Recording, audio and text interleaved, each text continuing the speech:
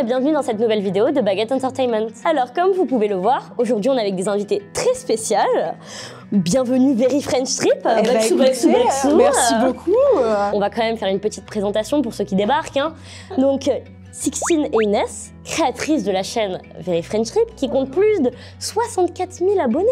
Quand même. Oui. Une chaîne qui est majeure pour la culture coréenne sur YouTube, qui ont été plusieurs fois représentantes de la culture coréenne par les créateurs, ambassadrices des voitures carrées, mêlant humour et information pour des vidéos toujours plus extraordinaires. Eh ben, action. Attends, on va l'engager pour en plus avec toi derrière ça fait la politique, elle est là depuis tout à l'heure. Ah ouais, quand elle est sortie ambassadrice, tu fais ah ouais, c'est de nous qu'elle parle. Est-ce que vous avez quelque chose à rajouter sur ça déjà? Eh ben écoute, t'as quand même fait vachement le tour, je sais pas. Hein. On a bien bossé. Ouais, on aime bien rigoler. J'adore rire. Et ben c'est fini, merci beaucoup. Au revoir. Alors on va aborder un premier sujet que vous abordez pas souvent sur votre chaîne parce que c'est un peu plus personnel. Est-ce qu'il y a un buzzer?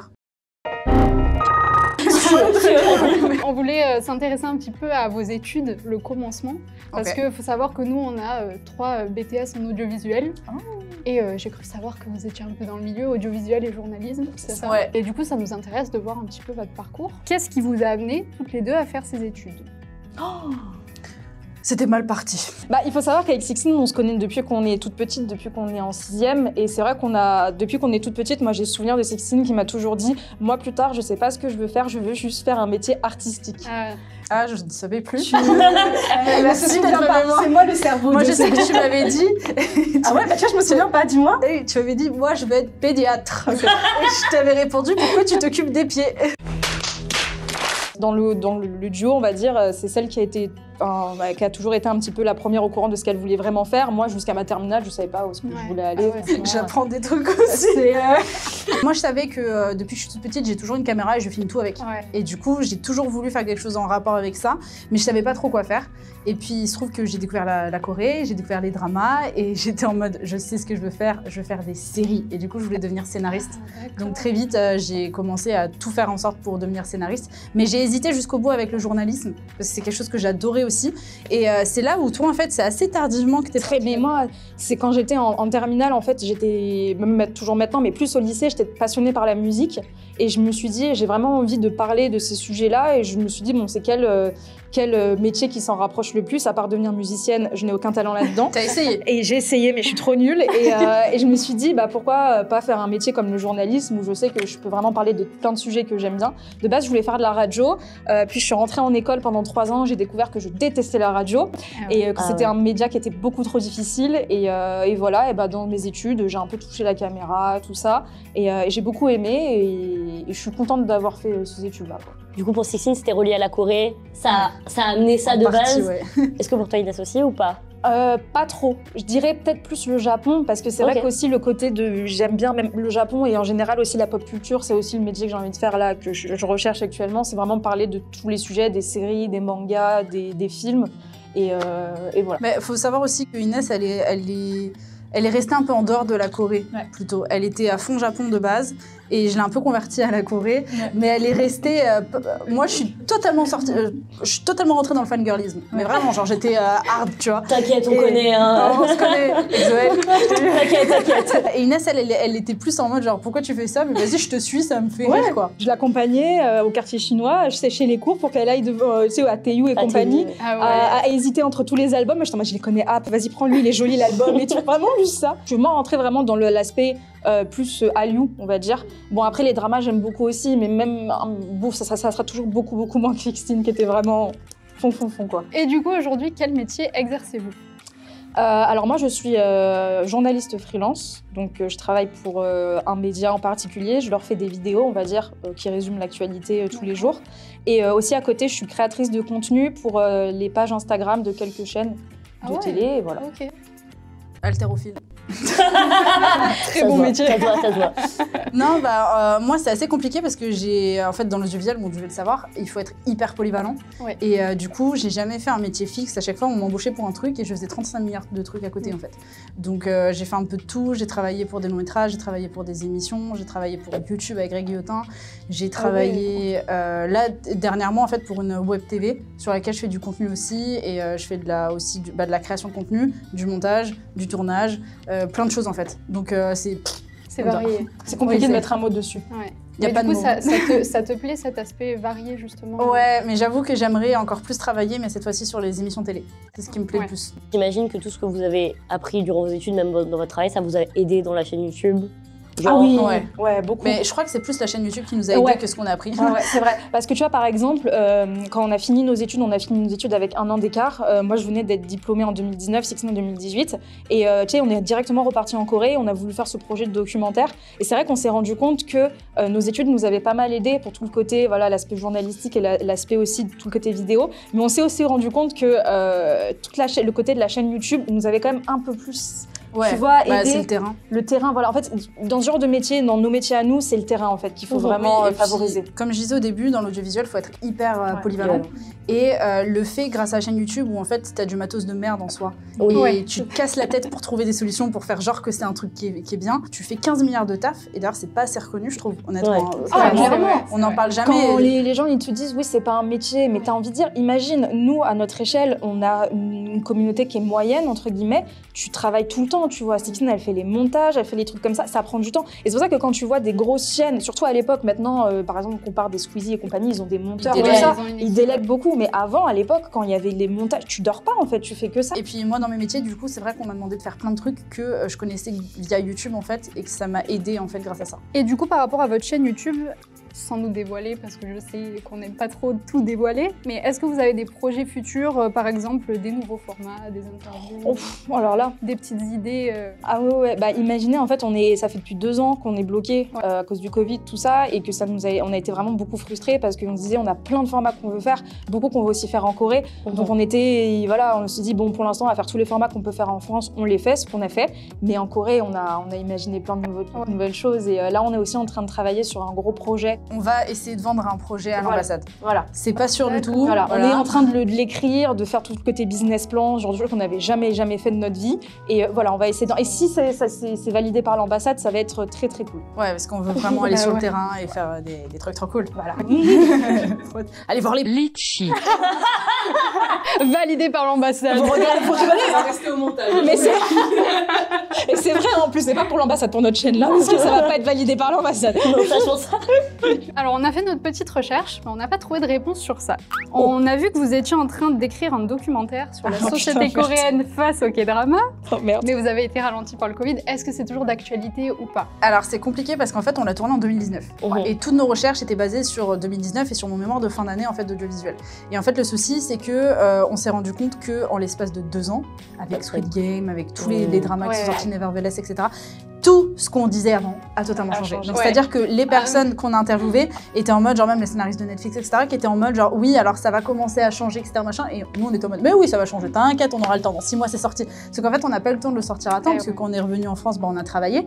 Et en fait on s'est rendu compte après que c'est plus vraiment d'actualité. Donc en fait il faut qu'on trouve. Non, il y a un avant et un après. Ce que ça veut dire qu'il faut le recommencer depuis le début pour pouvoir trouver une idée pour connecter en fait les deux, pour qu'il y ait une logique derrière. Et pour l'instant, je vous avoue qu'on n'a pas réfléchi. Et les interviews qu'on a faites, franchement, il y a beaucoup de choses qu'on peut vraiment encore utiliser. Mais c'est vrai que c'est aussi un truc qu'on s'est pas rendu compte, c'était la première fois qu'on faisait ça. C'était à quel point c'était gros, tu vois. Le côté, le côté de faire les interviews tous les jours, tout ça, quand on était en Corée, c'était long, mais ça allait. La post-prod de l'autre côté et le côté de vraiment comment faire le plan, c'est 4 fois plus long et c'est... c'est hyper dur, c'est concentré de fou. Et en fait, il fallait vraiment qu'on soit H24 dessus pendant genre 4 mois minimum pour vraiment, genre tous les jours se lever et faire ah tiens putain ça, cette partie, il faut la mettre là. Parce qu'en fait, ce qu'on faisait, c'est qu'on a essayé de faire ça pendant, on est trop bête, 3 semaines. On s'est dit pendant 3 semaines, on se met à fond dessus.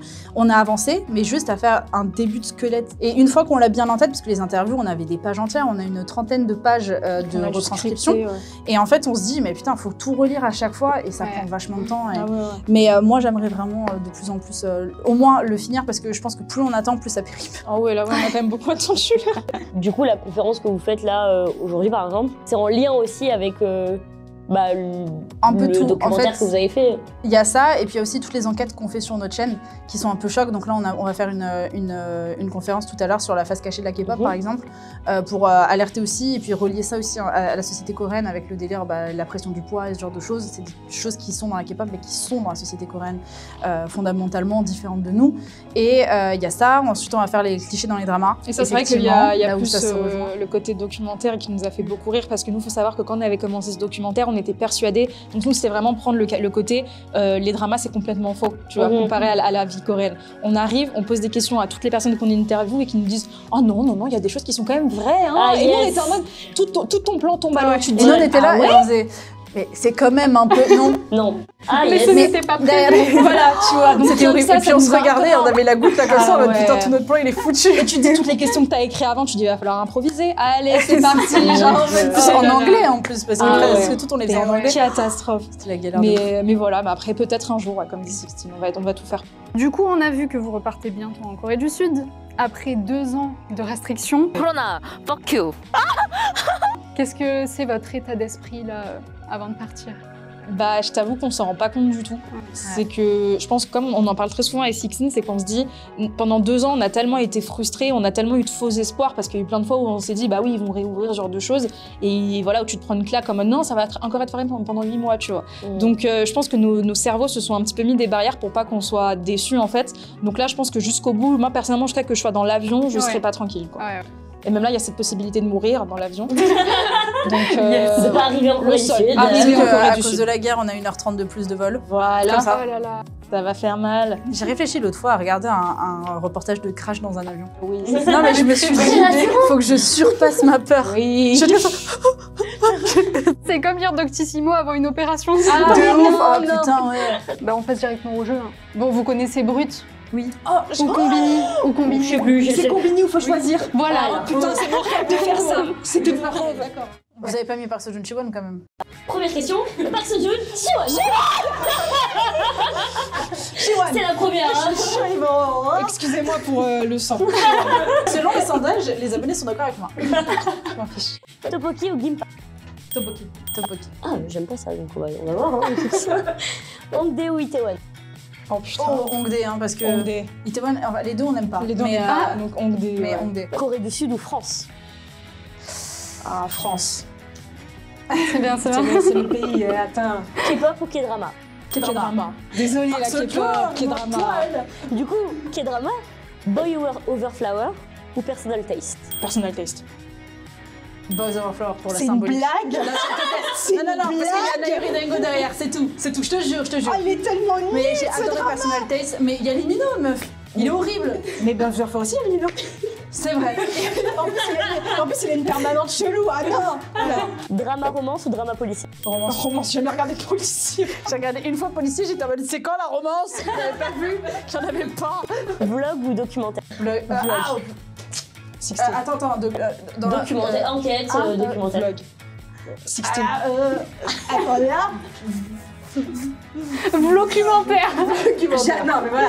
Quoi Ah d'accord. Ah non, là j'ai mis un coup de pression parce que les documentaires, on a les enquêtes, on adore les tourner. C'est mon deuxième. Après les vlogs, c'est les enquêtes, mais les vlogs, c'est la base. YouTube ou Twitch?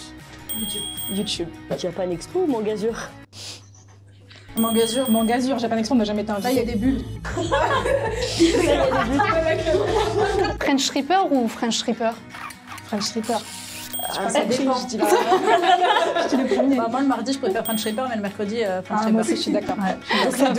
Je suis d'accord. Si vous aviez un souhait ultime, pas de contrainte de budget, de temps, de Gros vous vidéo téléporter, voyage, vous- c'était une émission, n'importe quoi. qu'est-ce que vous voulez une faire? journée avec Super Junior et Park Seo-joon. Moi, j'allais dire, genre, en mode tourner une vidéo de ouf. Mais avec Les putes. Non, mais avec une vidéo fun. Moi, mon rêve, et même avec Sixtine, c'est de faire une vidéo de ouf avec une bête de production et jamais, parce que souvent, c'est nous qui faisons tout le délire, la prod derrière, et juste pas s'en soucier et faire un truc comme à la McFly et Carlito, Ouais, tu sais. des grosses vidéos. Ouais. Gros, ça serait trop Ouais, marrant. ouais. Réserver un parc Imagine d'attractions. une ouais. journée.